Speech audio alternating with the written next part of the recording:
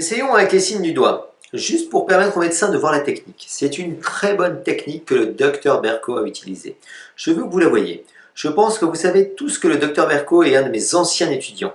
Donc quand il vous montre cela, il vous montre quelque chose qu'il a développé en dehors de la salle de classe. Le docteur Berco. Juste pour qu'il sache que nous faisons, monsieur Hellman, s'oppose au terme subconscient, mais c'est ainsi que j'ai commencé à utiliser ces techniques.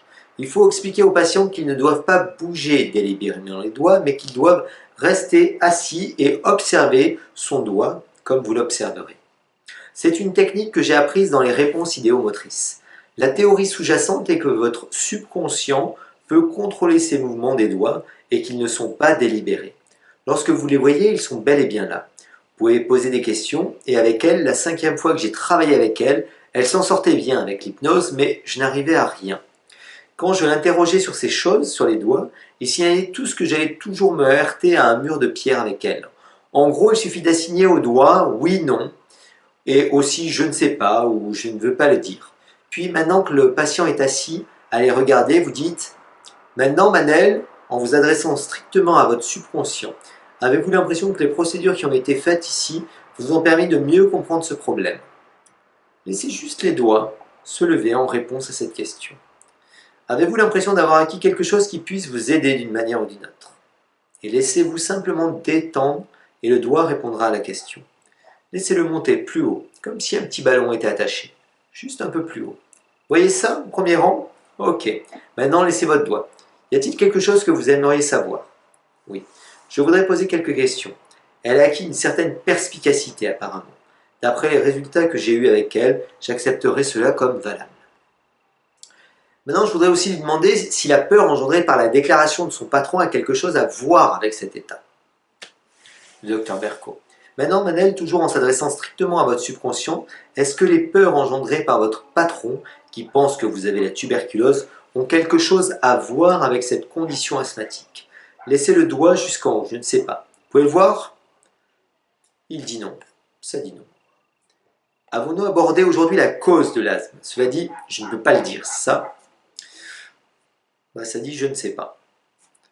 Voici cette technique dont les signes des doigts du docteur Berco m'a parlé et qui dans de nombreux cas semble avoir une grande utilité en hypnoanalyse. Mais nous nous heurtons aujourd'hui au même mur de pierre qu'il trouve avec la réponse idéomotrice des doigts.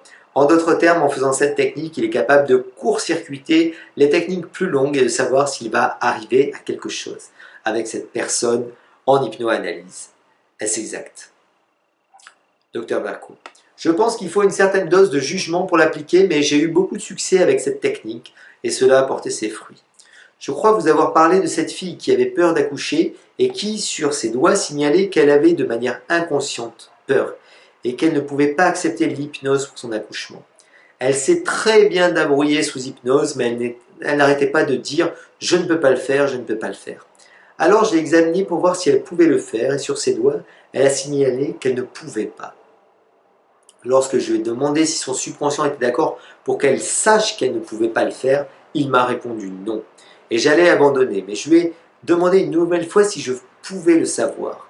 J'ai donc utilisé la technique de l'hypnosleep, je l'ai faite sans dormir et j'ai coupé la conversation de son esprit conscient. Elle a revécu ses accouchements précédents lorsque le médecin n'était pas là et c'était sa plus grande peur que je ne sois pas là. Elle avait signalé qu'elle ne pouvait pas utiliser l'hypnose pour le travail ou l'accouchement, alors, après je lui ai demandé à nouveau si elle pouvait l'accepter pour le travail, et elle a répondu oui.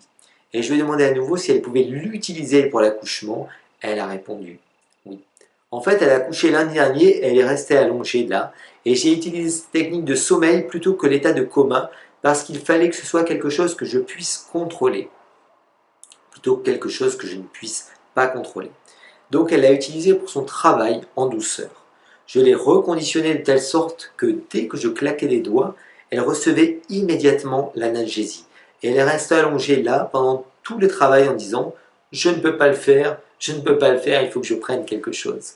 Je lui ai donc demandé si quelque chose la dérangeait. Elle m'a dit « non, mais je sais que je ne peux pas le faire, je sais que je ne peux pas le faire ».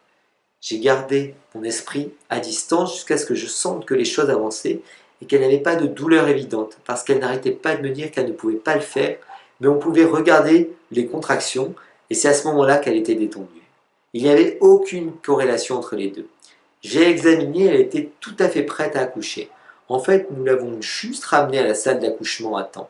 Et quand elle y est retournée, elle a commencé à crier. « Je ne peux pas le faire, il faut que je prenne quelque chose. » L'anesthésiste a attrapé le masque et l'a mis sur elle et a commencé à le mettre en marche, la machine à gaz. Et avant qu'elle n'ait du gaz, j'ai fait son épisiotomie et il n'y a eu aucune conscience de ce que j'avais fait, elle a accouché.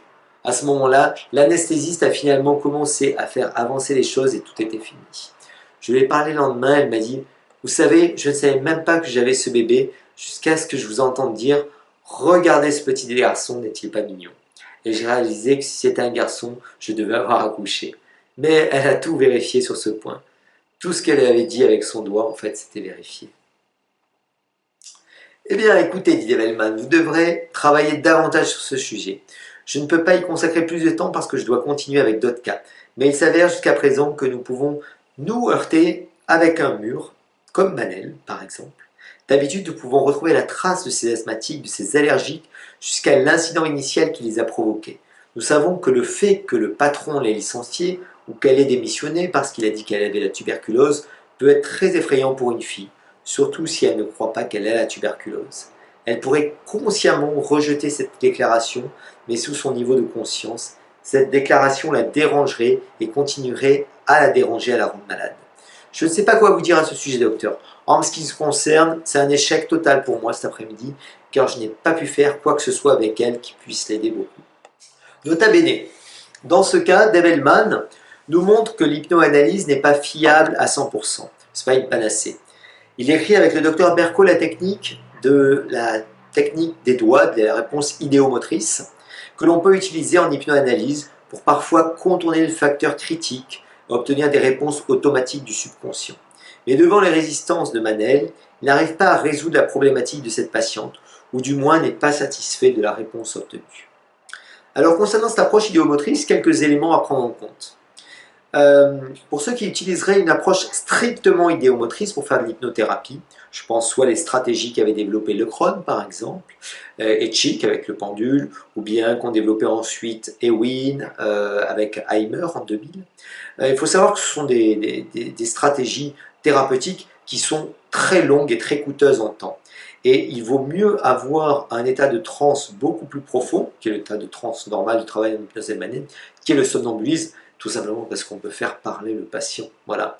Il est tellement fastidieux d'obtenir des réponses ou d'investiguer une problématique en faisant oui, non, je ne sais pas, je ne veux pas le dire, etc. Alors qu'il est tellement beaucoup plus simple et rapide de faire parler le patient, et on voit des fois que même en faisant parler le patient, c'est complexe de comprendre la cause d'une problématique. Donc, je vous conseille plutôt que de travailler avec de la transe légère et une approche idéomotrice, plutôt de travailler toujours avec de la transe somnambulique.